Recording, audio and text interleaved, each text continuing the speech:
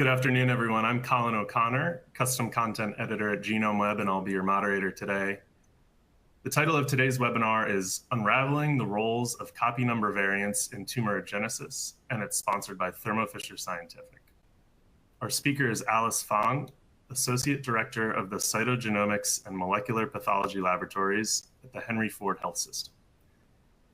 You may type in a question at any time during the webinar. You can do this through the Q&A panel, which appears on the right side of the webinar presentation.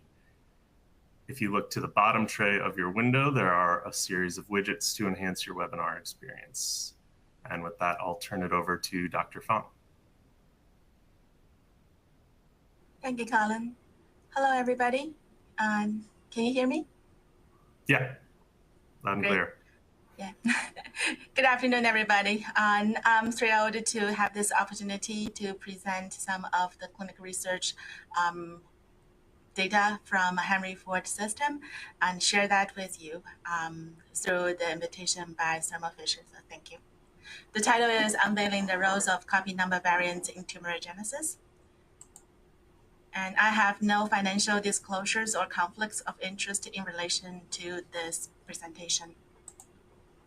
So this is just like a brief list of the lecture objectives. I hope we can explore the evolution and development of cytogenetics and cytogenomics through history. And also, hopefully, the audience will gain some familiarity with the current tools and techniques used in cytogenetic analysis.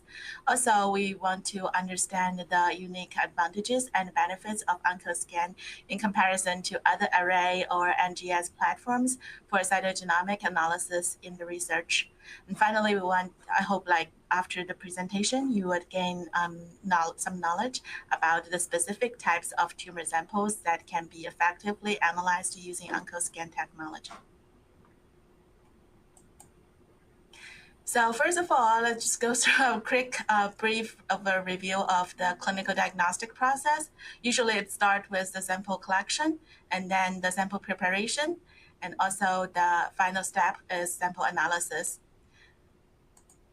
And for the sample analysis using genetic testing, we usually cover those by the work done by 3 major labs: molecular lab, cytogenetic lab, and the biochem lab.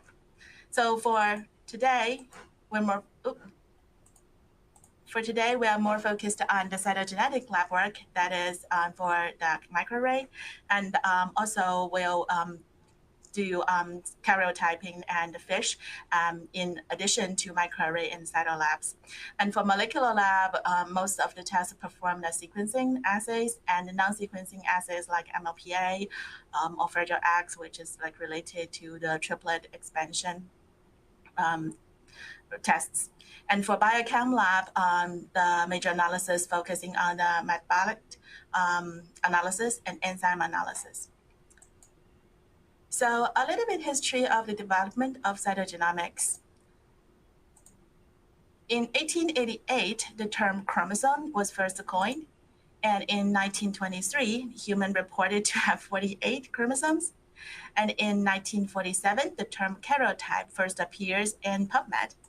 And interestingly, in 1956, the human confirmed to have 46 chromosomes. In 1970s, the chromosome bending technique developed, which opened a new door for all the cytogenomic knowledge about chromosomes. And in 1986, FISH, or the fluorescent in situ hybridization, was the beginning of combination of molecular technologies.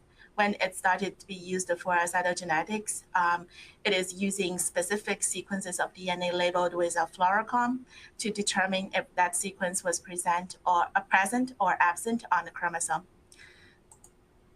In 2002, the first bacteria artificial chromosome array, CGH, started to be used in clinical labs.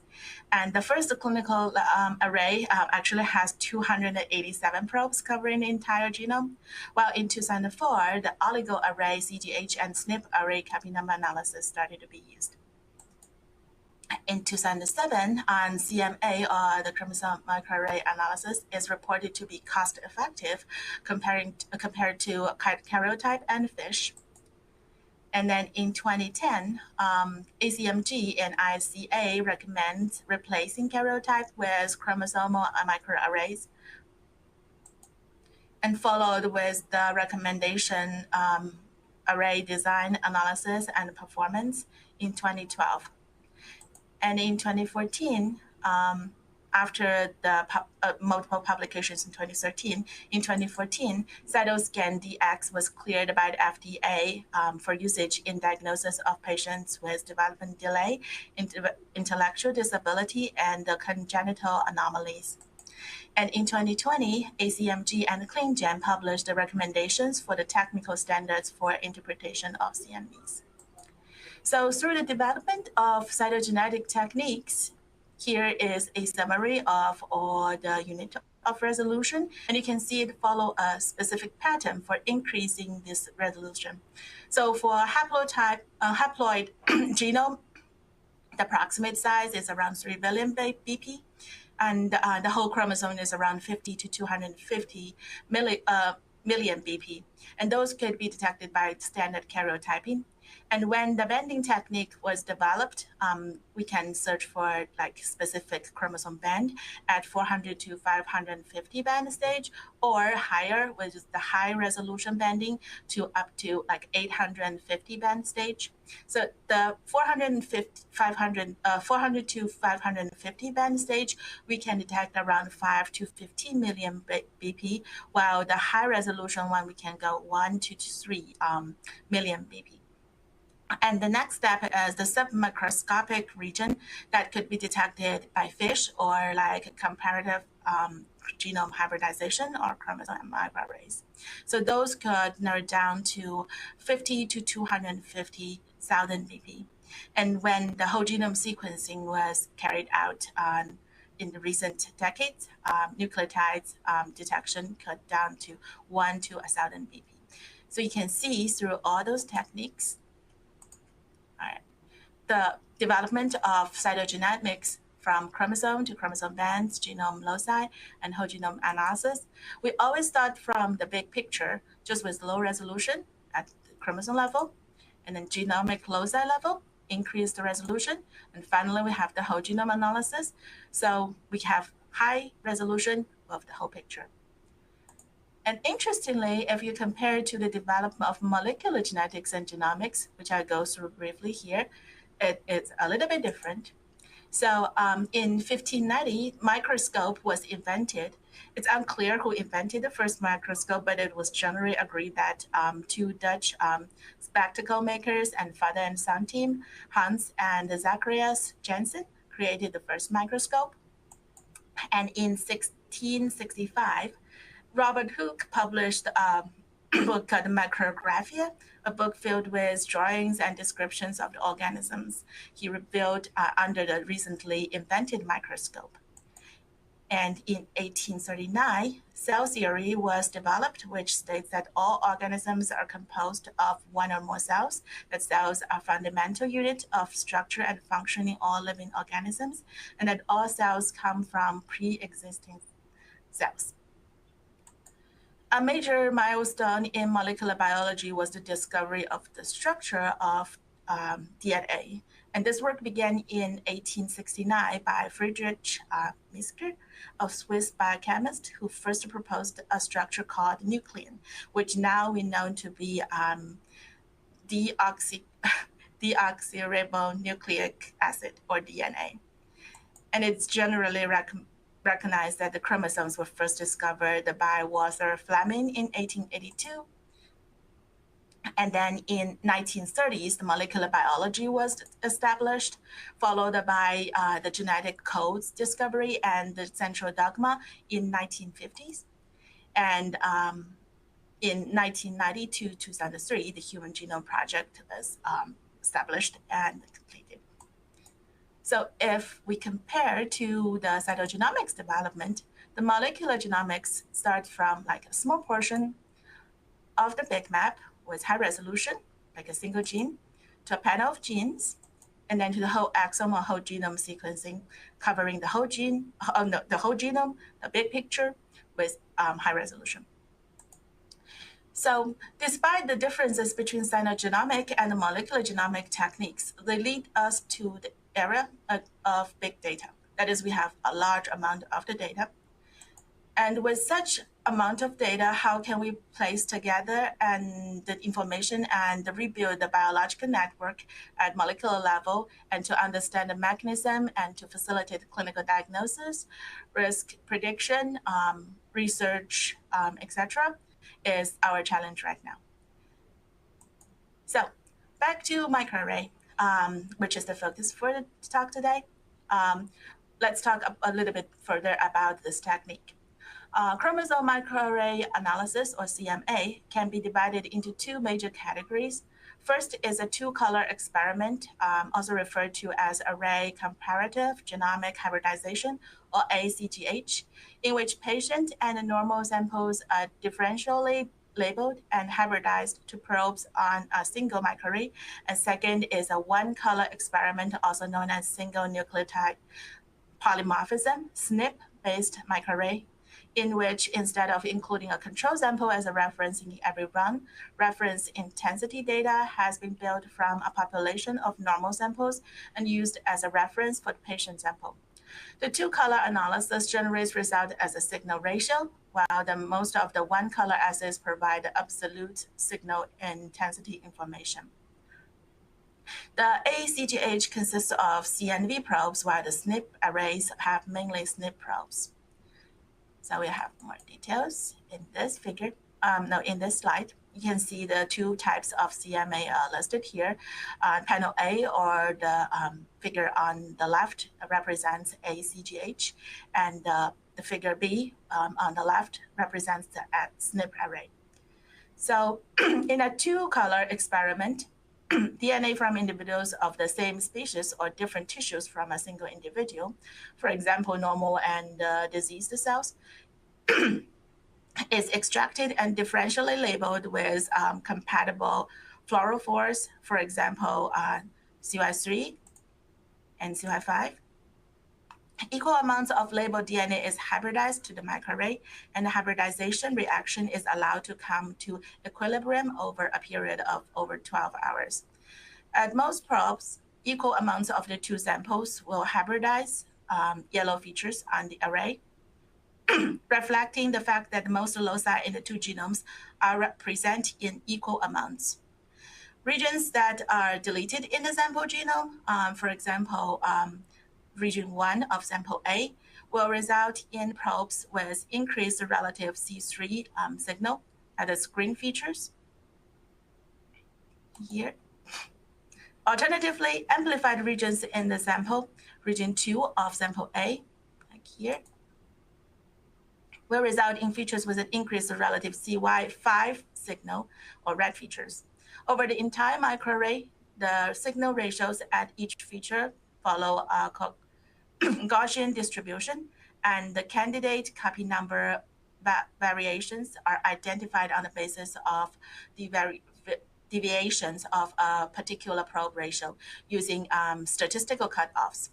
Although the diagram illustrated the protocol for an array comparative genome hybridization, all array procedures, including SNP discovery and insertion site mapping, are carried out in this way.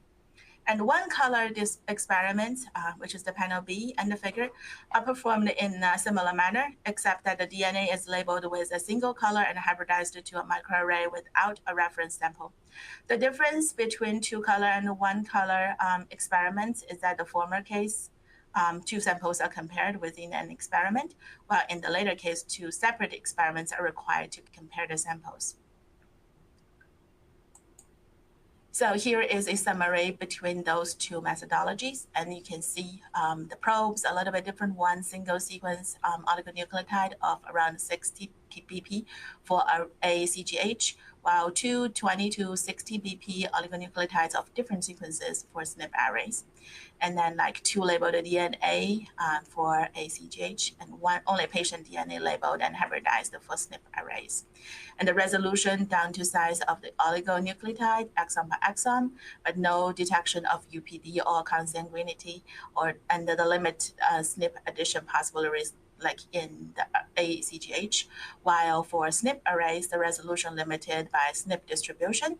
It is able to detect the consanguinity and most UPDs, and also the detection of most known clinically relevant CNVs, but not exon by exon.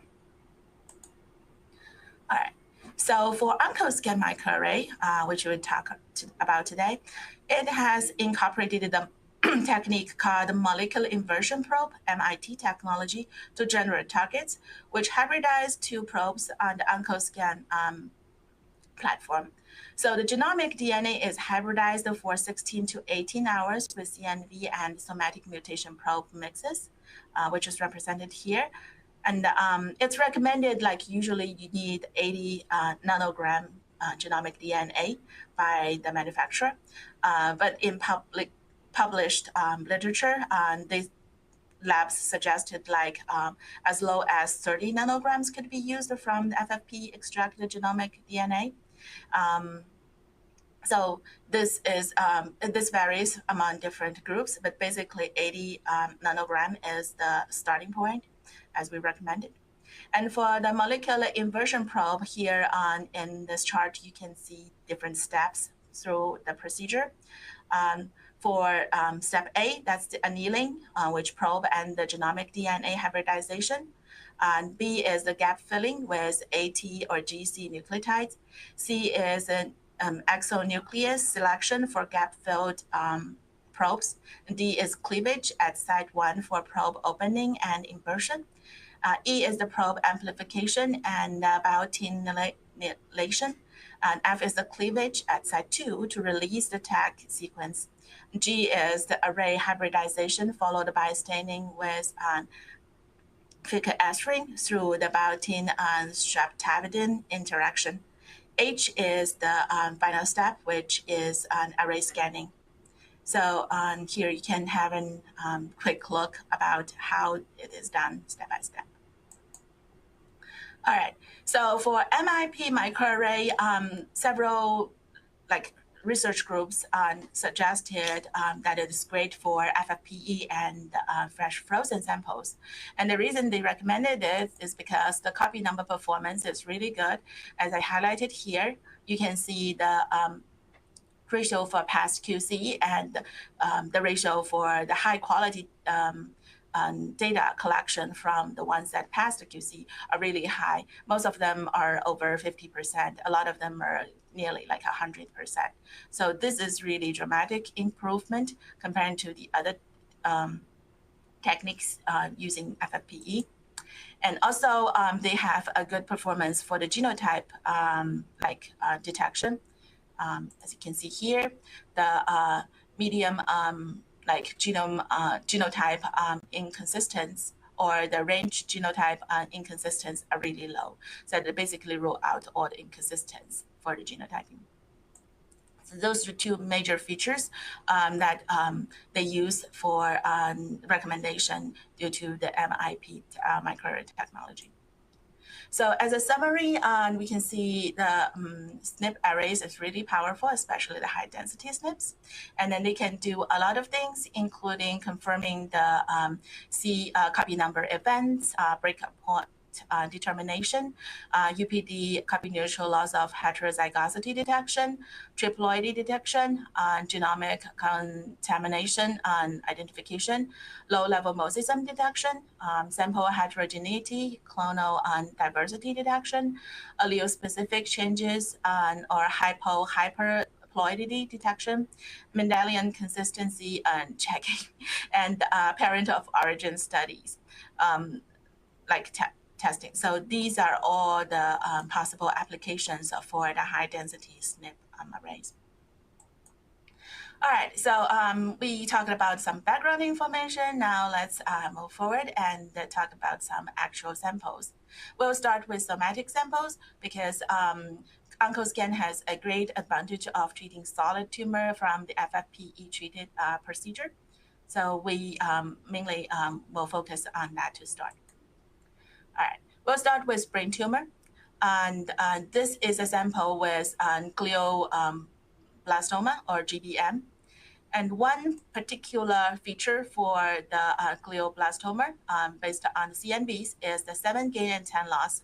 And based on WHO guideline, 7 gain and 10 loss is enough to support a diagnosis of the GBM based on the CNV platform. And also you can see other features such other CNV markers like EGFR amplification or homozygous deletion of CDKN2A. We also see other amplifications and deletions based on the array data, but those will be the major features that we use for the GBM type of samples. So this is another patient with GBM, and you can still see the 7 gain, 10 loss. And in this patient, the CDKN2A deletion is heterozygous instead of homozygous. And at the same time, we can also see the loss of 13, 14, and the 22. So those are the additional CNV marker, CNVs detected in the sample. All right, in addition to the 7 gain, 10 loss, during our experience handling the GBM samples, we also see some variants which are not exactly the same as the 7 gain 10 loss, but similar. So we call them like variants. For example, in here, we can see 3 different samples from the individuals with GBM. They all carry the 7 gain, but for 10 loss, it's a little bit different. They could have normal copy number mutual, but like loss of heterozygosity on chromosome 10, or they could have like partial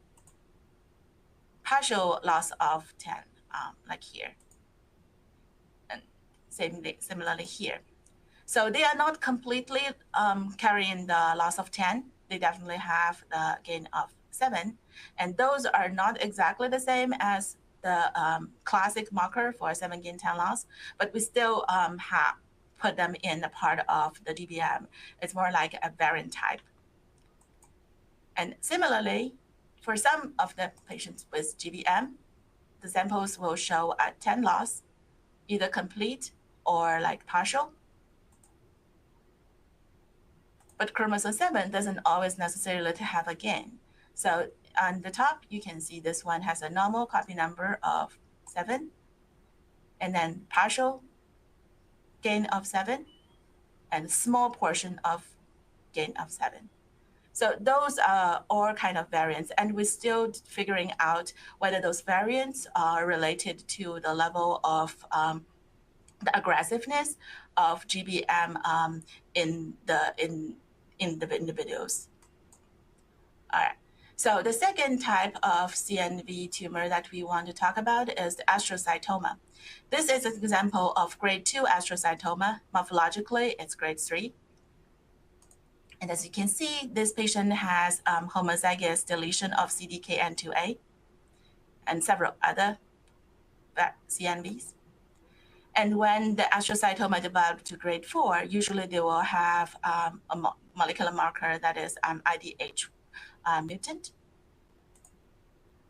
But they also have other things like loss of chromosome 13 and 14. And in this sample, we also see chromosyrpsis of chromosome 19. And also, interestingly, for this sample, we didn't see the loss of TP53, but we do see a copy-neutral loss of heterozygosity of 10.5 megabase existing on 17p, including TP53. And while we do the concurrent NGS sequencing for the sample, we identified a pathogenic variant in TP53, R273C, which explains that this one is a homozygous mutation based on the CNLH status. So that would add to complete the story of the sample and an analysis. All right. So one type of specific astrocytoma is pilocytic astrocytoma. And this type of cancer actually have a very unique marker. That is the 2.0 megabase gain at chromosome 7q34, which is here. And this will cause to the breakpoints located in KIAA1549 and BRAF, and consistently with a known tandem duplication event. So this is the common fusion arrangement involved in the this 7q34 duplication, where you can see the long arm of chromosome 7 is here, and then the on 7q34, the tandem duplication actually results in a fusion of the BRAF and the KIAA1549. So the fusion between the 5' end of KIAA1549 and the 3' end of the BRAF gene that codes for the kinase domain. So the fusion gene will code for the BRAF kinase domain together with the N-terminal part of KIAA1549, replacing the BRAF regulatory domain. So it's pretty unique, and then it would activate the downstream signals regulated by BRAF. And here they show the FISH results for those. This is the normal cell. In the tumor cell, you can see the fusion signals. All right. So the third type we're talking about in the brain tumor is the oligodendroglioma. It also has a very unique and typical marker based on the CNV features. This is 1p19q co-deletion, as you can see in this figure. And for this sample, we don't see a lot of the other CNVs, while in some other samples, in addition to 1p19q co-deletion, we also see the amplification of the spot, and then also like this is the 7q, the gain of 7q, and loss of 14q. So those are like the additional CNVs. And the fourth type of brain tumor we want to talk about today is meningioma. So for meningioma, the histopathological progression from grade 1 to grade 3 are listed here. Grade 1 is typical, grade 2 is atypical, grade 3 is anaplastic. Those are subtypes would become like representative, and when the tumor become increasingly aggressive, the cellularity would increase, and together with the nuclear atypia formation and loss of cytoarchitecture. So for grade 1 meningioma, usually it's not very happy with CNVs, as shown in this sample. It's basically normal. And this is a grade 2 meningioma sample. As you can see, they have a representative or pretty recurrent CNV that is loss of 22. And this is another one. It doesn't have a loss of 22, but it does have like a lot of the copy number increase and decrease. A lot of them are gains, and it's almost like nearly a triploidy. When we move to the grade 3 meningioma, we can see the CNVs increase a lot. So in addition to loss of 22, we also have the CDK and CDKN2A and B loss, and also other like gains and losses. Basically, it's just make it more complicated, and I think that represents or associated with the increase of the pathogenic level. So this is probably the other type of the tumor. After the brain tumor, we see a lot of skin tumor samples here at Henry Ford as well, and then they have pretty distinct CNVs for melanoma. So this is a sample for the CNVs for nevus, and it basically is normal. You didn't see much of the like CNVs in this pad. However, when we check a melanoma sample, you can see a lot more of the CNVs. So basically, increased number of CNVs instead of particular type of CNVs is more common in melanoma samples. And usually larger than 5 CNVs will be observed in melanoma samples. So the next step, next type of the solid tumor we're talking about is the renal cell tumors, which we also get FFPE samples and will check their copy number variant related to status. So here is a nice publication in 2019, which they listed the molecular and the cyto features for each type of renal cell carcinoma or RCC.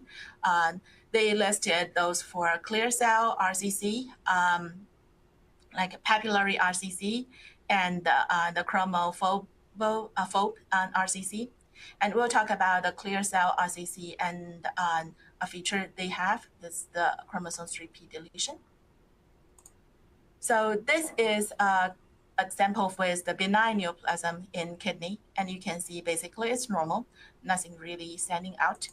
But when we check the clear cell RCC sample, we can see a lot more CNVs, including the 3p deletion, which is listed in the literature. That's here. So that's most of the, that covers most of the somatic samples that I want to talk today. And OncoScan could also be used the constitutional samples, but this is not focused today, so I'll just go through this pretty quickly with some research publications. So in 2021, Wen et al. Published their data about OncoScan microarray assay and saying like they could improve the abnormality detection rate in POC samples. So they basically could have like 2% increase for the normal karyotype, 26% increase with the culture failure, and 57% increase in FFPE samples from the POC. And this is the flow chart they displayed in their publication for the procedure. So POC start with the cell culture, and if the cell culture is good, it will go through the karyotyping, and then the karyotyping will have like 50% abnormal expected fully, and then the other 50 will go to the POC normal karyotype, and then together with the ones that have the culture failure and FFPE, they'll go to DNA extraction and go through the OncoScan microarray assay. And they could, most of the time, have some positive results. If there's no definitive results, they will go to the POC non-karyotype or like no pathogenic finding section, and they will go to the exome sequencing. So for cytogenomic arrays in constitutional and somatic testing, usually they perform with higher positive diagnosis rate or like the positive results comparing to G-banded chromosome analysis and FISH.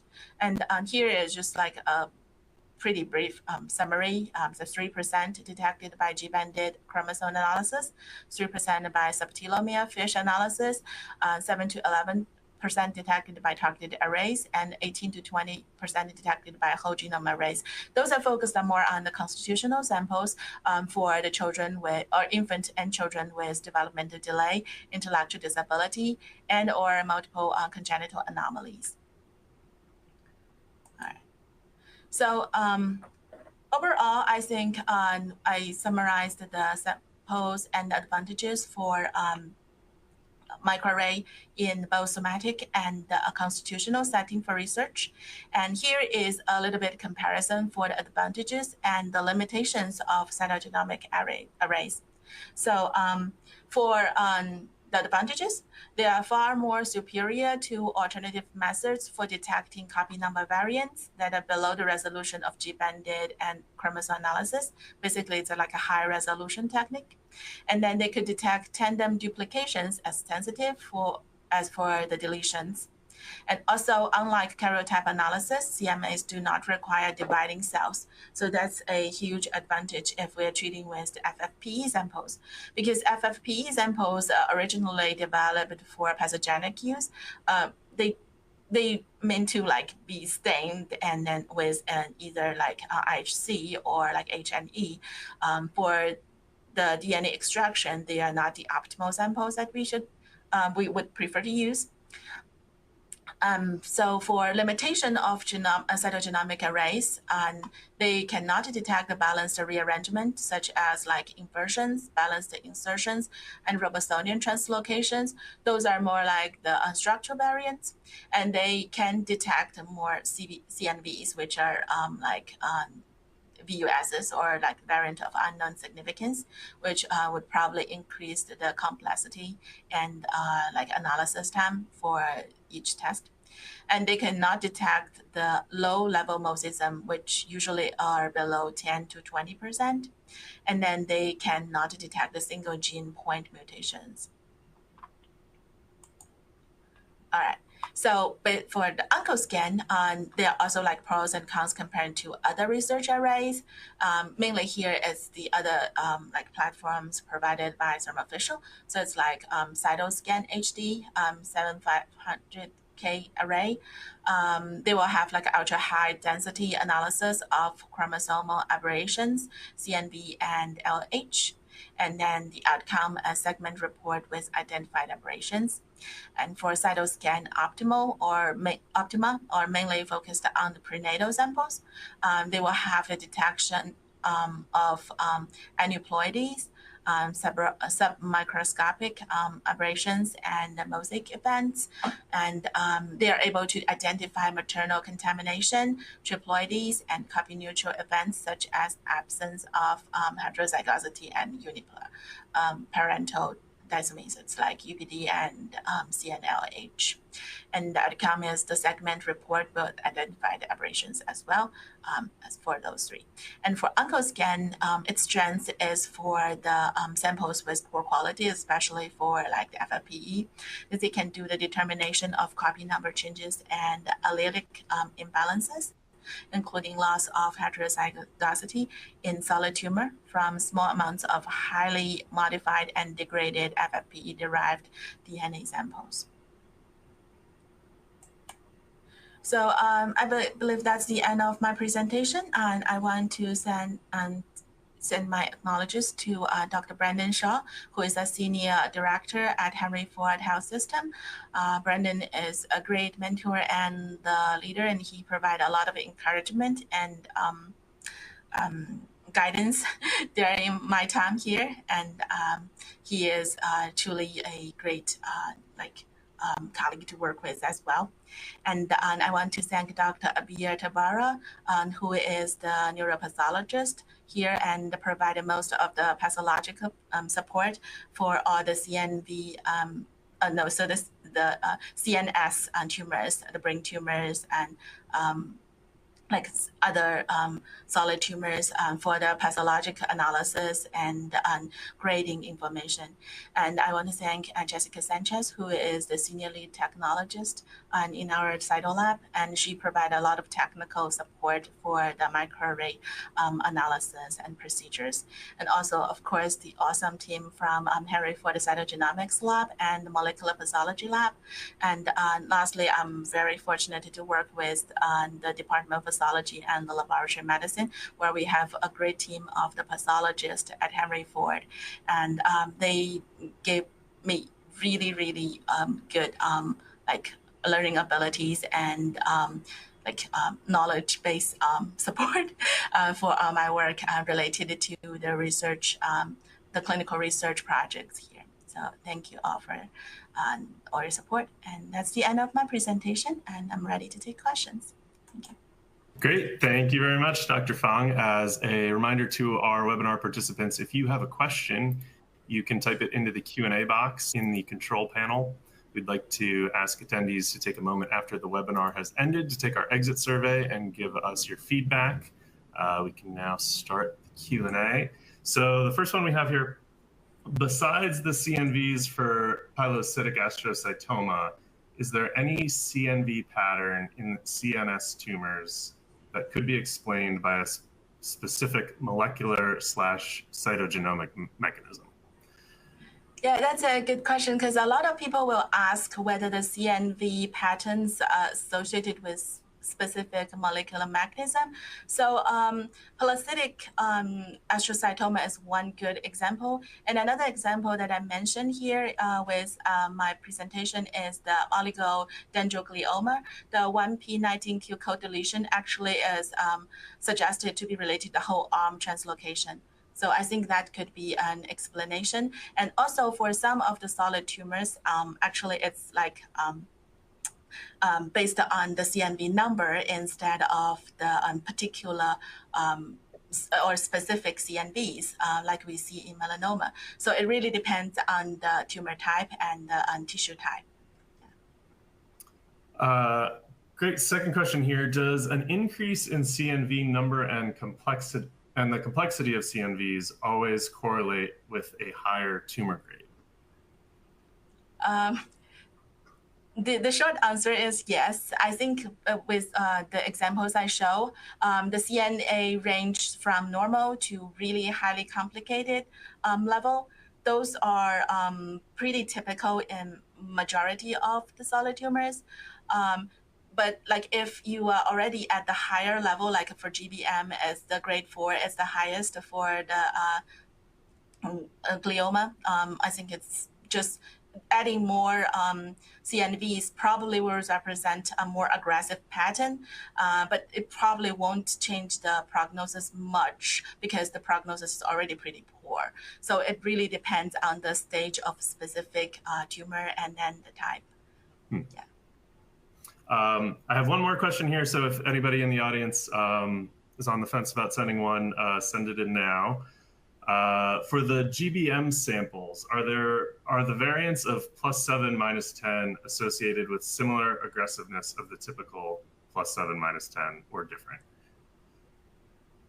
That is a great question, and that's actually the key point for our research project here. Because when we are searching for the variants, not like the molecular or cytogenomic variants, but the pathogenic variant types of the GBMs, we're trying to focus and correlate and see whether those are specifically associated with the aggressiveness and like the progression stage for each sample. So I think that's a great question.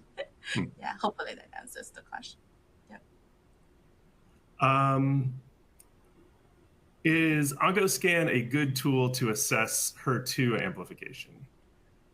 I would assume so, but like it's more costly. And currently we have very good FISH assay platform to detect the HER2 and as well as IHC. And I think those are more compatible with the FFPE slides. Those are very established methods. So I would say yes, but it's really luxurious to use OncoScan for HER2 amplification detection. Yeah. Got it. Thank you. How can you classify deletion in an oncogene or duplication in a tumor suppressor gene? Can they be likely benign? That is a good question. Personally, I would think this is a case-by-case scenario, because if it's an oncogene and it gets deleted in the tumor, usually we don't think it much. Like if it's a pure oncogene, it doesn't have any like tumor suppressing functions. However, in real world, the role or the molecular regulation based on each gene is really like complicated. If you say like you deleted an EGFR in the tumor sample, whether it's helpful for tumor, probably it won't be considered as like a oncogenic event if it's a deletion. If it's amplification, yes, for sure. So I think it's just something like it really depends on the specific gene's function and the specific type of cancer.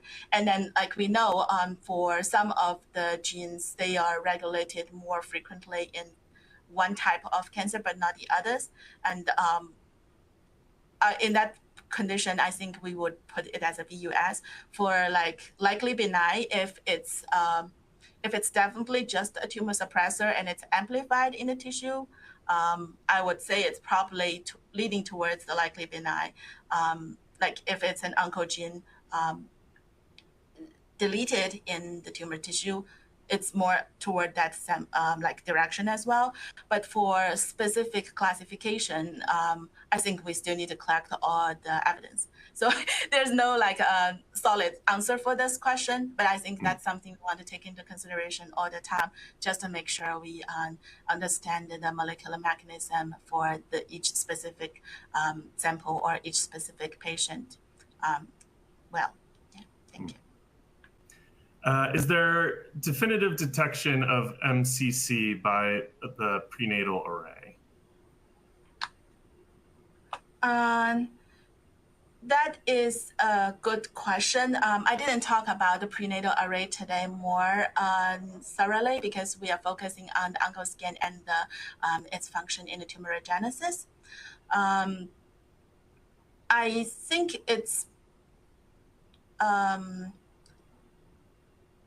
think it's possible, but like, because I don't cover that part and it's more like a constitutional sample related, I would leave it for like more personal communication after the presentation to not like just vague the focus for this talk. Great.